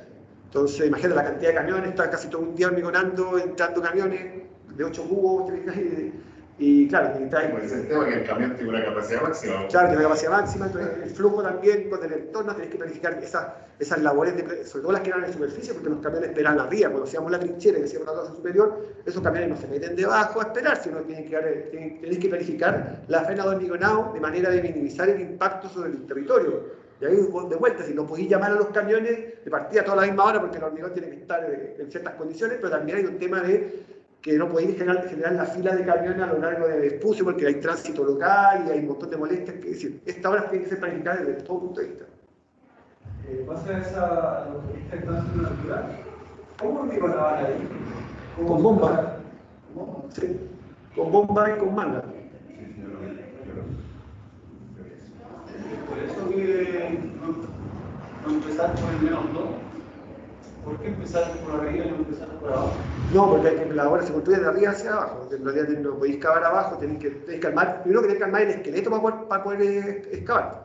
y el esqueleto se arma desde arriba, así que bueno, o el túnel también, tú te metes y excavas el primer nivel y después excavas lo de abajo. Sí, en el túnel sí, pero las trincheras, que como decía que después estar haciendo un piloto a mano. No, lo que pasa es que los pilotos a mano lo hicimos en el túnel híbrido, la segunda solución. ¿Por qué? Porque dentro de de partida no tienes el túnel, no puedes excavar desde arriba los pilotes. Y tienes que tener y por eso teníamos que excavar desde el túnel, excavar los pilotes hacia abajo. Y no le puedes meter máquina tampoco, porque la altura son 10 metros, más o menos, que tenemos ahí 8 metros, 10 metros, entonces tampoco te puede entrar una pilotera a hacer los pilotos, así que todo tuvo que ser hecho a mano. Una última consulta ahí de Renato, que levantó la manito de nuevo. Sí, tengo otra consulta, que hay como un estudio de cuánto se va a minimizar más o menos el recorrido ahora de la gente que quiere llegar, no sé, de un punto a otro, y cuánto, más o Sí, menos, cuántos autos más o menos se van a ir quizás por esta nueva autopista y van a preferir esta y no lo existente actualmente. sí, bueno, se hacen los estudios de tránsito y se determinan un poco los ahorros de tiempo y también se determinan los flujos que van a tener. De hecho, es súper relevante esa información, uno, para poder hacer los estudios de evaluación social, porque cuando tú haces el estudio de evaluación social, una de las cosas que determina es el beneficio social del proyecto, y el beneficio social del proyecto está asociado a las disminuciones de los tiempos de viaje. Nosotros consideramos, o lo que se ha estudiado es que en los horarios punta, de recorrer este tramo, que antiguamente se hacían, o actualmente se hacía entre 45 y 50 minutos, eso bajar a 10-15 minutos. Es un poco el beneficio que debemos tener en tiempo. Y los flujos, bueno, varían permanentemente, pero estamos hablando de cerca de 80.000, 90.000 vehículos día. Muchas gracias. ¿Qué este tipo de proyectos no fomentan la sobrepoblación vehicular, por ejemplo, acá en Santiago? Sí. Claro, de hecho. Por ejemplo, el proyecto construido yo iría solamente a vaciar en el túnel, no hace ningún destino. No. Es que, bueno, el cárcel inducido también, que es lo que... Sí, la mirada de los proyectos tiene que ser, un proyecto por sí solo, hay que tener una mirada ciudad en realidad, y la mirada ciudad es generar plataformas de movilidad que sean complementarias. Entonces, claro, por sí solo un proyecto no te soluciona un tema, sino que, por ejemplo, tienes que pensar, no sé, hoy día en la ciclovía, o hay que pensar a lo mejor en más líneas de metro, ¿te fijáis? Es un tema que tiene que haber una planificación completa en la cual se definan diferentes modos y diferentes formas de desarrollo de la ciudad. Pero en esa mirada de ciudad también estamos claros que la construcción de infraestructura vial tampoco es infinita para los vehículos, porque si no, no terminamos nunca, que es lo que ha ido ocurriendo si uno mira de las primeras concesiones, no sé, Autopista del Sol, después Autopista Central, Costanera Norte, todo eso, hay un incremento en el parque automotor inmediatamente. Pero ahí ya es una mirada ya más de país, de política pública, sí. Y ahí es un tema. Pero este proyecto igual que va a estudio sismológico. ¿Perdón? ¿Estudio sismológico se hace? Sí, claro, todos los cálculos, todas las estructuras están diseñadas sísmicamente. Y ahí, bueno, se cumple con todas las normativas de diseño sísmico y para eso se hacen todos los estudios, bueno, obviamente geotécnicos, para qué tipo de suelos hay, y después se aplica la norma sísmica correspondiente. En algunos casos estamos aplicando la norma ASHTO, sobre todo para el viaducto, que en realidad es la norma que se nos pide, y ahí se adoptó un espectro de diseño de la norma ASHTO que es mucho más exigente que la norma que nosotros teníamos por el manual de carretera. Para las trincheras el manual de carretera y también norma ASHTO, pero sobre todo el viaducto tuvo un diseño sísmico súper diferente o especial con respecto a lo tradicional que se hace en puentes. Se tomó un espectro de diseño que es diferente y que es mucho más exigente. Pero el perfil también que tiene los estudiantes. Claro. Camilo Navarro también tiene que levantar la pregunta, y con eso terminamos. ¿Aló? ¿Rodrigo? ¿Se escucha? Sí, se escucha. Ya. En mi caso me quedó como una duda más constructiva. No sé si fue en la trinchera, que dependiendo del tipo de suelo se hace una excavación en distintas fases, pero ya en el túnel fue entonces.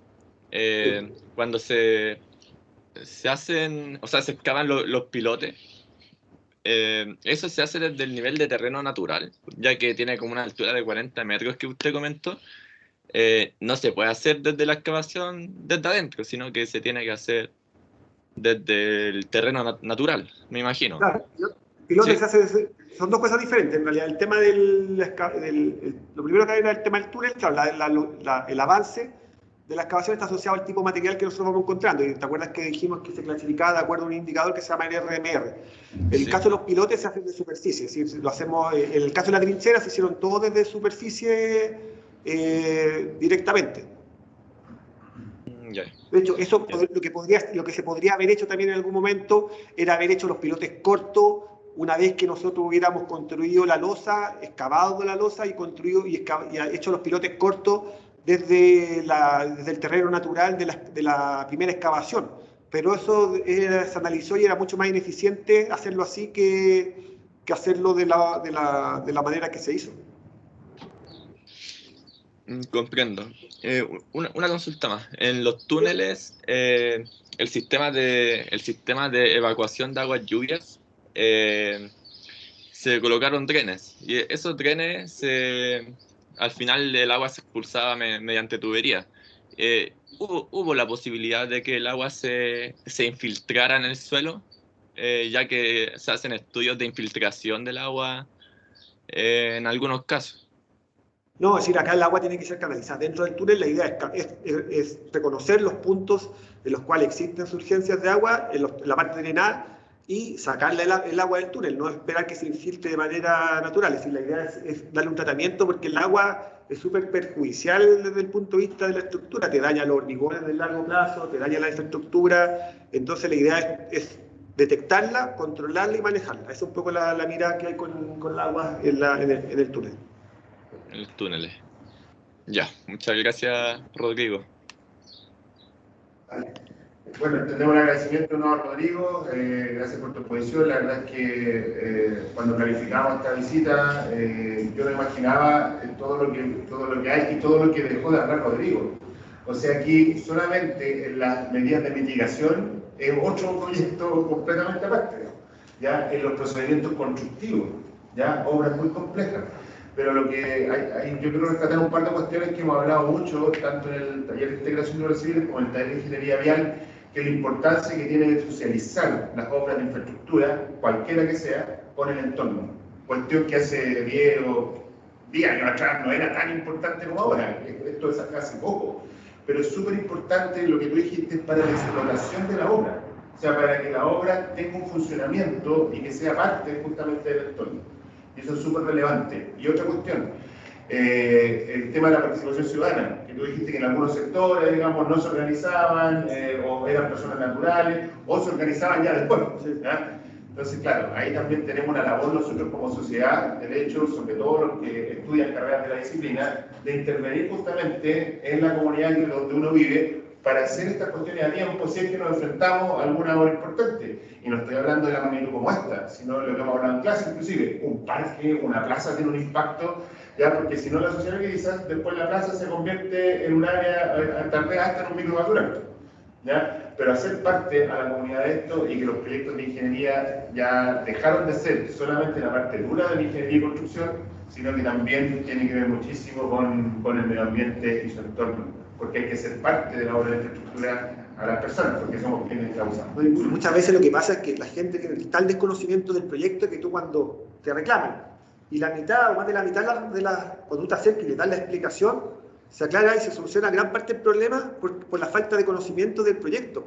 O también ser súper buen, es decir, estos proyectos tienen que incorporar ser buen vecino. Entonces, si tú, por ejemplo, vas a intervenir frente a un edificio, acercarte a la comunidad y decir, ¿sabes qué? Nosotros vamos a intervenir esta cuestión aquí, vamos a hacer esto, y esto va a durar este plazo. Cosa de también llevarlo a la realidad de la intervención que va a tener más localmente. Es decir, tiene que ser el trabajo territorial durante la construcción, tiene que ser súper activo. La gente de partida tiene que haber un trabajo de información del contrato, de lo que se hace. Nos pasó con los árboles. Nosotros los árboles, cuando empezamos a cortar árboles, en Twitter, explotó el Twitter con videos que éramos los asesinos medioambientales, pero había mucho desconocimiento del trabajo que se estaba haciendo con el vivero y del trabajo coordinado con el municipio. Cuando empezamos a hacer una campaña fuerte de informar a los vecinos del tema de los árboles, bajó súper potentemente el reclamo asociado a ese tema, porque la gente no sabía. Lo único que, claro, y uno tiene que entender también, Uno está encima del proyecto y lo maneja al revés y al derecho, pero tiene que pensar y ponerse en los pies del vecino. El vecino no conoce nada y hay que ir a explicarle, y esa explicación te va a ahorrar muchos problemas y el vecino te lo va a agradecer. Hay una habilidad, la dejó clara en la empatía, que tenemos que tener los que nos dedicamos a esto. Cuando hablamos en clase de que el porcentaje de los que estudiamos disciplina de ingeniería y construcción somos así, chiquitito, es cierto. No toda la gente puede saber esto, por lo tanto ahí lo que dice Rodrigo, la empatía es una habilidad, y la comunicación efectiva también es una habilidad súper. No, y el contacto, por ejemplo, con nosotros con el municipio de Vitacura y Las Condes, nosotros nos juntábamos en una reunión semana por medio con los equipos técnicos, todos los lunes, a las 12 del día. Pero a la semana siguiente salíamos a caminar con el municipio. Es decir, salía yo directamente con mis asesores y con la gente del municipio detrás, me decían, oye, aquí falta pintar, acá, aquí están reclamando por esto. Entonces, hay que hacer presencia, y también ustedes van a ser líderes de proyecto. Ustedes no pueden quedarse en la oficina, ustedes tienen que salir al territorio, dar la cara. Yo soy el inspector fiscal de la obra, soy el representante del ministerio en esta obra. Yo soy la cara de la obra del ministerio y del Estado en esta obra. Yo no puedo esconderme y no estar presente. Si hay un alcalde o un director de obra, tengo que estar yo presente frente a esa contraparte. Y hay que hacer trabajo de verdad, no trabajo de alguna forma que uno diga, oye, mandé un oficio, mandé el proyecto y no lo revisaron. No, hay que estar ahí, dar la cara, dar la explicación y tratar de ser sincero, si no todos los problemas, todo lo que te plantean hay que aceptarlo, no todo tiene solución, pero de alguna forma hay que ser transparente, tratar de buscar y gestionar las soluciones, y si no hay solución, tratar de alguna forma minimizarla, pero de alguna forma ser transparente. Si vamos a crear un impacto, decirlo, y aquí vamos a generar un tema, y bueno, y trataremos de, de anticiparlo, mitigarlo, pero bueno, por un lado hay que hacer convivir la obra, y otra cosa hay que también ponerse del lado de la comunidad para que esta obra sea lo más amigable posible. Muchas gracias, Rodrigo. Otro aplauso para Rodrigo por su intervención. A ver si tenemos la oportunidad de tener este programa nuevamente. No, cuando quiera, Alejandro, así que en realidad feliz. Vale, muchas gracias.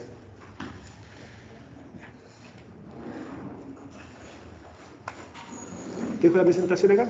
Vale. Ahí te la dejo después acá. Seguirme acá.